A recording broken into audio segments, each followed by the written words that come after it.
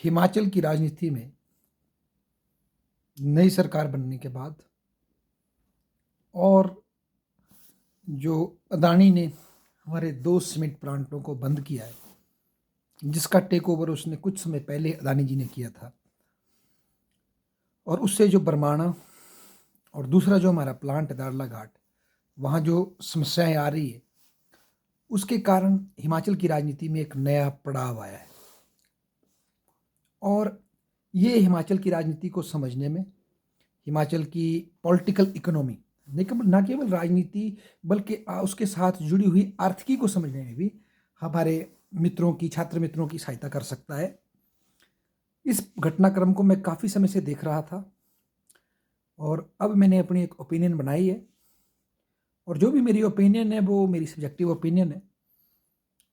ज़रूरी नहीं है कि छात्र उससे एग्री करें, पर एटलीस्ट छात्रों के लिए सामने इसको एक अंडरस्टैंड करने का एक प्रपोजल है, जिसको वो एक्सेप्ट भी कर सकते हैं, रिजेक्ट भी कर सकते हैं, या एक कोई नया मध्य मार्ग भी निकाल सकते हैं। तो मैं बात शुरू करता हूँ। बेसिकली 90s में हिमाचल में सीमेंट प्लांट लगे और ग्रेजुअली हमारे ये सीमेंट प्लांट काफ़ी अच्छा परफॉर्म करने लगे। जब ये अच्छा परफॉर्म करने लगे तो इसके साथ कई और सेक्टर डेवलप हो गए।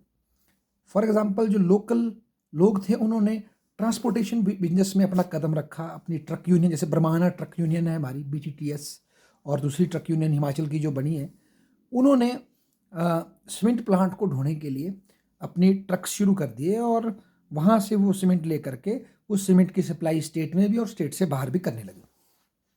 और जैसा कि अक्सर होता है, जब यूनियंस बनती है तो कार्टलाइजेशन भी होती है, प्राइस की सेटिंग भी होती है। ये चीज़ हम सामान्य अपने शहरों में जब ऑटो वाले भैया को देखते हैं, उनसे किराया पूछते हैं, या जीप वाले भाई साहब को पूछते हैं, उनको देखते हैं, टैक्सी वाले भैया को पूछते हैं, तो आप पाएंगे कमोवेश उनके किराए सेम ही होते हैं। उनके अंदर एक सेंस ऑफ कमेरेडरी, एक बंधुत्व होता है कि हमारा ये फिक्स रेट है, इसको हमने गिराना नहीं है, लॉन्ग टर्म में हमें ही फायदा होगा, क्योंकि ऑटो चाहे मेरा जाए चाहे आपका जाए, लॉन्ग टर्म में हमारी यूनियन को ही फायदा है, इससे हम लोगों को ही फायदा है। और क्योंकि हम ही मात्र सर्विस प्रोवाइडर है, हम ही ऑटो वाले हैं, तो फायदा तो हमें होना ही है। हमारे पास हमारी एक तरह से मोनोपोली है इस पर, और तो कोई सर्विस प्रोवाइडर है नहीं यहाँ। तो ऐसा होता है। चाहे यही केस हमने मनाली टैक्स यूनियन में भी देखा था, और जगह जगह हम देखते हैं लोकल स्तर पर। अगर आप ऑब्जर्व करेंगे एज अ पॉलिटिकल इकोनॉमी के स्टूडेंट के रूप में, या एक अर्थव्यवस्था की स्टडी के रूप में, पर ये पॉलिटिकल इकोनॉमी है, क्योंकि वो केवल आर्थिक आधार पर अपनी दबदबे को स्थापित नहीं करते, वो उसमें पॉलिटिक्स का भी यूज़ करते हैं, कई बार दबंगाई का भी यूज़ करते हैं, लोकल लॉयल्टी का भी यूज़ करते हैं, तब अपनी उस आजीविका को सेव करते हो, प्रॉफिटेबिलिटी को सेव करते हैं। अब यही कुछ ब्रह्मांड ट्रक यूनियन और दूसरी जो हमारी यूनियंस प्रोटेस्ट कर रही है इसके खिलाफ, वहाँ भी यही सीन है। अदानी का ये मानना है, जिसने ये 2 प्लांट टेक ओवर किए, कि इसका जो फ्राइट रेट तय किया है सामान ढोने का, ये बड़ा महंगा है, बहुत महंगा लिया जा रहा है। वो 6 रुपये देने को तैयार है, वो वर्तमान से 10 रुपये या 10.5 रुपये ले रहे हैं।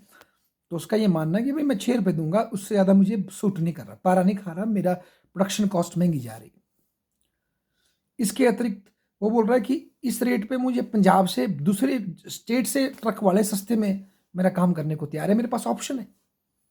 पर क्योंकि लोकल ट्रक यूनियन बाहर के ट्रक को आने नहीं देगी, उसका बाइकआउट होगा, उस पर वेंडलाइजेशन हो सकती है, तो वो कर नहीं पा रही। तो अडानी का ये कहना है कि भाई ये तो फ्री मार्केट के साथ अन्याय है, कि आप हमारे से ही सेवा लो, नहीं तो फिर हम आपको सामान बेच नहीं ले जाने देंगे, और रेट भी हम खुद तय करेंगे। भाई आप नहीं तय करेंगे, हम तय करेंगे रेट क्या है। तो एक हिसाब से देखें तो लोगों की आजीविका जुड़ी है, लोगों ने ट्रक लिए हैं लाखों करोड़ों के, है ना जी। तो सही भी है भाई, हमारा प्रॉफिट निकलना चाहिए, हमने ट्रक लिए हैं, कई लोग ड्राइवर रखे हैं, कई दवाई ठीक करने वाले, ट्रक ठीक करने वाले हैं, कई ढाबे, कई लोगों का काम चला है भाई, बात तो ठीक है। परंतु हमें ये बात नहीं भूलनी चाहिए कि फैक्ट्री को चलाने वाली जो पूंजीपति है, वो प्रॉफिट पे ही चलाएगा, वो दया धर्म करने नहीं आया वहाँ पर।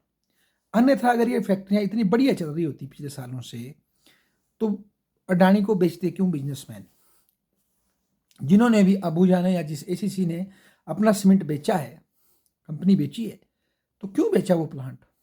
अगर वो अच्छा चल रहा था, अगर वो सोने की अंडे देने वाली मुर्गी था, तो प्लांट क्यों बेचा? प्लांट उनको रखना चाहिए था। रानी ने उसको टेक ओवर किया तो उसने बड़ी अमाउंट दिया, और कहीं ना कहीं बेचने वाले की भी सहमति थी, उसको कोई बेटर ऑप्शन दिख रही थी। तो कहीं ऐसा तो नहीं था कि बेचने वाले जो पुराने मालिक थे वो भी इस समस्या से पीड़ित थे, पर बोल नहीं पा रहे थे। इसी तरह से रानी के समर्थन में जो हिमाचल का जो फिक्की है, जो इंडस्ट्रियल चैम्बर ऑफ कॉमर्स जो हमारा, या चैम्बर ऑफ कॉमर्स हिमाचल का जो है, वो भी इसके समर्थन में आया है। और नालागढ़ के और दूसरी जगह के उद्योगपतियों की यूनियन ने कहा है कि इवन इन जो हमारे पोंटा और इस तरह के जो इंडस्ट्रियल एरिया है, यहाँ भी ट्रकर बड़ा हैवी चार्ज करते हैं हमारे से, बड़ी महंगा फ्रेट रेट होता है। तो इससे हमारा जो माल है, जो प्रोडक्शन प्रोसेस है, वो कंपिटिटिव नहीं हो पाता है। तो ऐसे में अब क्या स्थिति बनेगी? तो ये तो हमें समझना पड़ेगा कि फैक्ट्री कोई मुफ्त में नहीं चल रही।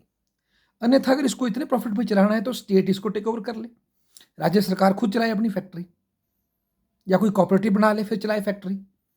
पर हमने कॉपरेटिव्स का इतिहास देखा है, विशेषकर जो स्टेट चलाता है, चाहे हमारे 2 कॉपरेटिव बैंक की उनकी हालत देख लें हम, और जो सरकारी उद्योग चलते हैं या सरकारी विभाग हमने देखे हैं, तो उसमें कभी फ़ायदा नहीं होता, हमेशा उसमें राजनीति घुसती है और ताकतवर लोग अपना उल्लू सीधा करते हैं। तो ऐसे में अगर स्टेट टेक ओवर करता है ये, तो फिर एक बैकवर्ड स्टेप होगा समाजवाद की तरफ, जो कि फेल हुआ पूरी दुनिया में। और दूसरा, ये जो माहौल हम बना रहे हैं या बन रहा है जो अब, और इवन स्टेट गवर्नमेंट को भी बड़े समझ के चलना चाहिए, क्योंकि अगर एंटी इन्वेस्टर हमारा दिखा, हिमाचल का स्टांस गवर्नमेंट का या जो भी मतलब पॉलिटिक्स का, जो लाल झंडे यहाँ दिख रहे, इससे हमारी इंडस्ट्री को बड़ा चोट लगेगा। हिमाचल बड़ी मुश्किल से इंडस्ट्रियल पैकेज खत्म होने के बाद फिर से अपनी इंडस्ट्री को मेंटेन कर रहा है।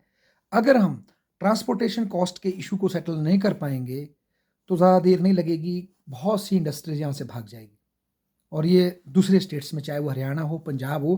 पंजाब ने, हम देख सकते हैं किस तरह से ट्रक यूनियन को बैन कर दिया पंजाब ने, कैप्टन अमरिंदर सिंह ने, कांग्रेस सरकार ने बैन किया, क्योंकि बहुत ज़्यादा दूसराशाही होती थी, बहुत ज़्यादा गुंडागर्दी थी। और आज आम आदमी पार्टी के लोग जो है गुंडागर्दी करके, और दूसरे पार्टी के लोग आपस में लड़ रहे हैं ट्रक यूनियन का चार्ज लेने के लिए, क्योंकि उसके माध्यम से बहुत सा एक्स्ट्रा पैसा वो इकट्ठा कर लेते हैं, और फिर ये पॉलिटिकल पार्टीज के लिए सपोर्ट का साधन बन जाता है।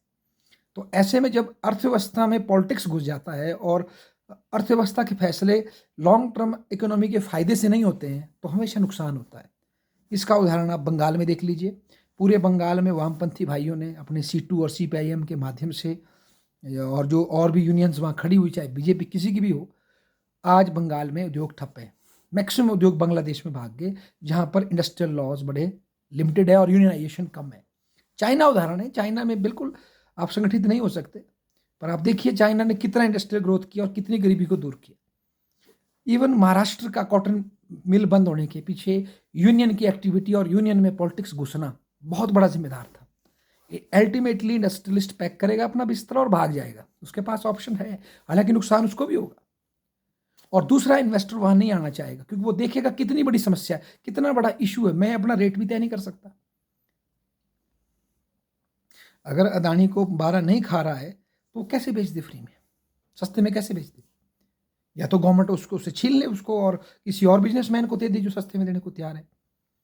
कुछ ऐसा हमें करना पड़ेगा। पर फिर ऐसे में जो हम ये इंडस्ट्रियल मीट बनाते हैं, इंडस्ट्रियल मीट्स बुलाते हैं, पूंजीपतियों को भारत हिमाचल में इन्वेस्ट करने के लिए बुलाते हैं, तो ये सारी पॉलिसियाँ फ्लॉप हो जाएगी। फिर एक ऐसा इन्वायरमेंट बनेगा, हम फेल हो जाएंगे। पंजाब में दोबारा से वो यूनियंस इकट्ठी हो रही हैं, सरकार पे दबाव डाल रही है। चरणजीत सिंह चन्नी जी जाते जाते चुनावी पॉलिटिक्स में यूनियंस को बहाल करके चले गए, पर आम आदमी पार्टी अब बड़ी बुरी तरह से फंसी हुई है। बहाल करे तो इंडस्ट्री नाराज़ हो जाएगी, इंडस्ट्री को नुकसान होगा। अगर बहाल करे तो ट्रक यूनियंस का सपोर्ट मिलेगा। बुरी तरह से पंजाब की सरकार फंस चुकी है और हमारी भी वही स्थिति होने वाली कमोवेश। तो ऐसे में अगर हरियाणा बेटर मेंटेन करता है, यूपी मेंटेन करता है, आप पाएंगे इंडस्ट्री भाग जाएगी। हाँ, सीमेंट की इंडस्ट्री शायद ना भाग पाए या वहाँ रिसोर्स ना हो, पर हम इसको टैप नहीं कर पाएंगे। और बेसिकली इन सीमेंट प्लांट के इर्द गिर्द ट्रक्कर आने के बाद और भी कई इंडस्ट्रीज डेवलप हुई है, और ग्रेजुअली हो सकता है हम इसको भी मेक शिफ्ट कर जाएं। पर अगर हम अपने हब को लात मार देंगे और सोने के अंडे देने वाली मुर्गी को ही मार देंगे लालच में, तो बड़ा नुकसान होगा। ऐसे में गवर्नमेंट को तत्परता से काम करना चाहिए। एक निष्पक्ष कमेटी जो बना रहे हैं बननी चाहिए, और जो वो रेट तय करती है जेन्युइन, उस पे अडानी से बात करनी चाहिए। अगर हम केवल वोट के लिए ट्रकर्स का ही साथ देंगे और पब्लिक ओपिनियन को, सेंटिमेंट को घेरेंगे और पूंजीपति को गलत समझेंगे, शॉर्ट टर्म में तो फायदा बहुत होगा, पर लॉन्ग टर्म में हम अपने स्टेट को पीछे धकेलेंगे। इसकी कॉस्ट बहुत बड़ी देनी पड़ेगी हमको, जैसे कि पश्चिम बंगाल ने दी, जैसे कि कई और स्टेट्स ने दी, एज अ होल भारत ने दी। समाजवाद की वजह से हमारे यहाँ पर से मैन्युफैक्चरिंग डेवलप नहीं हो पाई, क्योंकि हमने समाजवाद के दबाव में आकर, लेफ्टिस्ट यूनियन के दबाव में आकर के, इवन राइटिस्ट भी यूनियन बड़ी तगड़ी बन गई, बीएमएस, और उसकी वजह से हमने अपने लेबर लॉ सुधार नहीं किए। तो आज मैक्सिमम मैन्युफैक्चरिंग चाइना में चली गई और अब हम सोच रहे हैं हम कुछ करें, और मैक्सिमम हमारी लेबर जो अनऑर्गेनाइज सेक्टर में रह गई। अगर ये गलती हम फिर दोहराएंगे हिमाचल में, तो हिमाचल को बहुत लॉस होगा। ट्रांसपोर्टेशन कॉस्ट पर सोचना पड़ेगा हमारे स्टेट को, हमारी लीडरशिप को। हो सकता है इसकी ट्रक का भी बैलेंस बने, और इसके अतिरिक्त कोई रेल की व्यवस्था की जाए, ब्रॉड गेज की या किसी इसकी, ताकि और भी अल्टरनेट खड़े हों ट्रांसपोर्टेशन कॉस्ट को रिड्यूस करने के लिए। क्योंकि जो कैपिटलिज्म में जो भी इकोनॉमी कम्पिटिटिव नहीं रह सकती, अपने फैक्टर ऑफ प्रोडक्शन की कॉस्ट को कम्पिटिटिव नहीं कर सकती, वो लूज कर जाती है, वो ख़त्म हो जाती है। कोई सरकार उसको लॉन्ग टर्म में बचा नहीं सकती। ये एक हारती हुई गेम है, ये हम पंजाब में भी देख रहे हैं। तो ये अब जो गेम है हमारी सरकार के पाले में है, उसको देखना है वो कैसे स्ट्रिक्ट डिसीजन लेती है। डिसीजन केवल वोट बैंक के लिए ना हो, वो लॉन्ग टर्म में अपने स्टेट की अर्थव्यवस्था के फेवर में भी होना चाहिए। या तो फिर कोई ऐसा अल्टरनेट लाओ जो अदानी से बेटर चलाए, पर इसमें बहुत समय लगेगा और अर्थव्यवस्था को बहुत चोट लगेगी। धन्यवाद।